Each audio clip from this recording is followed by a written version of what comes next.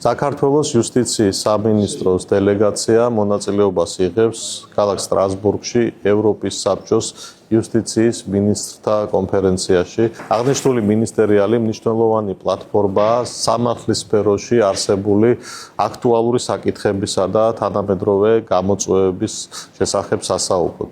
ჩვენთვის ძალიან მნიშვნელოვანია აღნიშნულ მინისტერიალში მონაწილეობა, ვინაიდან მართლმსაჯულების სისტემის განვითარება სამართლის უზენაესობა, საერთაშორისო კავშირების განხმოვება არის ჩვენთვის ერთ-ერთი უმნიშვნელოვანესი პრიორიტეტი.